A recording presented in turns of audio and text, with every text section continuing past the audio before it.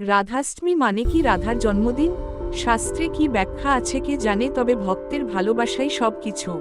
যেমন এই ভক্তরা রাধার নামে কেক অর্ডার দিয়েছে, সেই কেক এনেছে মন্দিরে।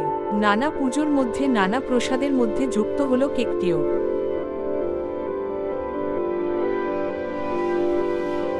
তুলসী পাতাসহ পুজোর পর ঝালানো হলো বার্থডে ক্যান্ডেল, গাওয়া হলো হ্যাপি বার্থডে গানও। ভক্তের ভালোবাসায় জন্মদিন পালিত হলো রাধার।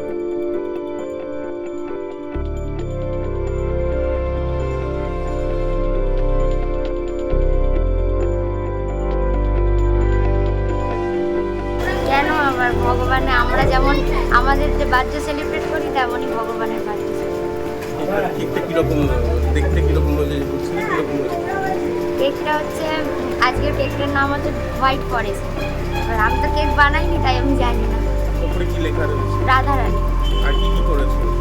আর আর ভোগ হয়েছে, মানে বাতি তারপর বাতি দেওয়া হয়েছে, ক্যান্ডেল দেওয়া হয়েছে।